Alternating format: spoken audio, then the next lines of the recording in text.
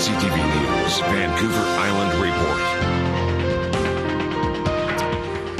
Good evening. Thanks for being here. A proposed class action lawsuit has been filed against the RCMP, and it has its roots in Nanaimo. A national institution under fire. The Mounties have a toxic culture that encourages the hatred of women and racist and homophobic attitudes. Now, the woman who initiated one of those lawsuits, former RCMP constable Janet Merlo. Janet Merlo. Janet Merlo. One of the truly important and prominent Canadian whistleblowers. Her name is Janet Merlo.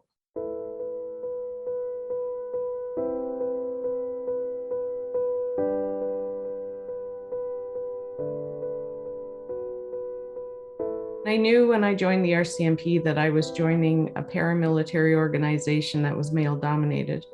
What I was unaware of, though, was to the depth of the misogyny and the sexual harassment and bullying that was alive and well within the force.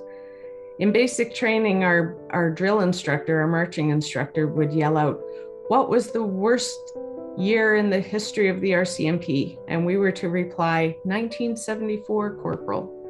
And why was that the worst year? Because that's the first year women were allowed into the force, Corporal. When I got to my first posting in Nanaimo, things kind of went from bad to worse. I had a male supervisor that had a life-size blow-up doll, and he would have it inflated during the night shifts, and any females that came into his office to turn in any files that needed reading, he would ask them to stand next to the blow-up doll so he could compare statures. When I became pregnant with our first daughter, I was yelled at, screamed at, name-called. He said I had to make a choice. I had to get my priorities straight. I could either have a career in the RCMP or I could pop out kids my whole life. And his advice for me as I left his office was to keep my fucking legs closed the next time. That constant behavior eventually took its toll on every aspect of my health and my career. I'd call in sick. My hair was falling out in clumps. When I key the code in to go into the back door of the detachment to go to work, I would run to the bathroom and vomit. That was the reaction my body had to going into work. In 2009, I made my complaints formal, and the RCMP launched an investigation. For 2 years, they thoroughly investigated themselves and came back with a final report saying that nothing had happened. Nobody saw anything, nobody witnessed anything, nobody experienced anything. And I thought that was odd because some of the women had come to me and said that they had been interviewed and that they had been able to tell their story. I reached out to the then commissioner, begging him for help. And I got a letter back in the mail 25 months later telling me how seriously the RCMP took claims and allegations of harassment. 25 months later. In 2010, after 20 years, I took a medical pension and I left. I was off on stress leave and my doctor felt that I just couldn't go back, that the workplace was too toxic to ever return to. So now our story must become your story, and we can join together and lobby the government to correct this.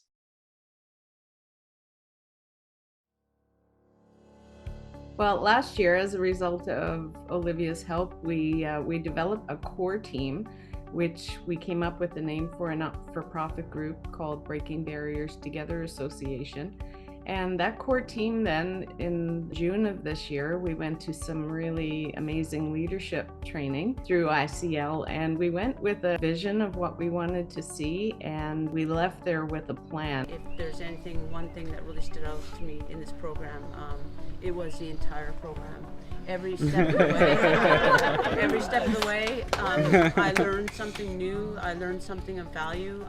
I will be revisiting the slides because this is so important. Since that training, our core group has had weekly meetings, and we're doing our outreach. We're trying to engage Canadians to hear what we have to say and make our story their story, because it's a Canadian policing story. So yeah, our core group is very eager and now that we have the tools and the foundation, the possibilities are endless. If our core group was to have an idea of what the end game is, where we hope to be at the end of our journey, I think it's with the institution of an independent oversight and investigation body for RCMP misconduct. Independent oversight will bring accountability to all those officers where there's no bias, there's no fear of reprisal or fear of losing career to speak out.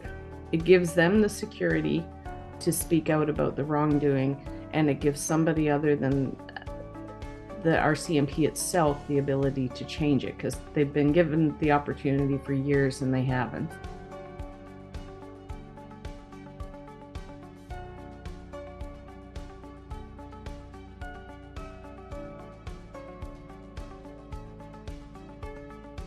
In the spring of this year, there was a bill introduced, Bill C-20, that would create an agency or a commission actually, that would do independent oversight of the RCMP and the Canadian Border Services.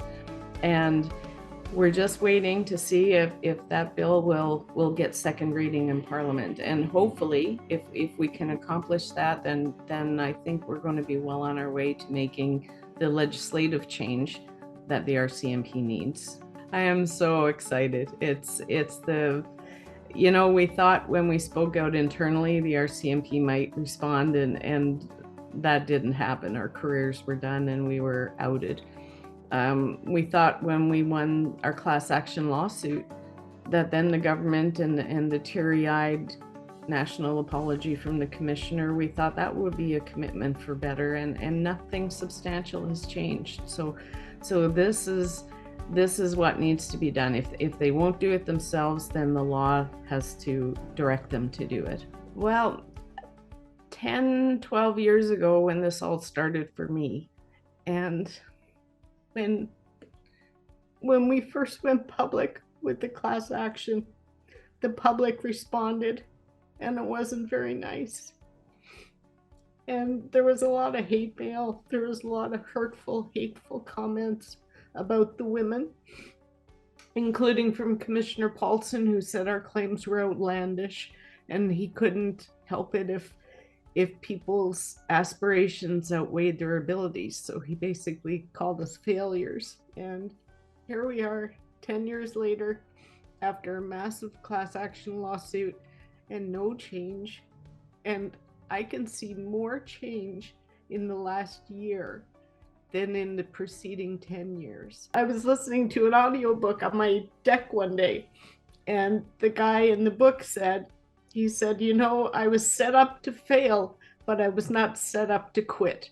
And I thought, that's it. We're going to have some things that people aren't engaged in. And it's okay to fail, but it's not okay to give up. And I thought, that's exactly what I needed to hear today. So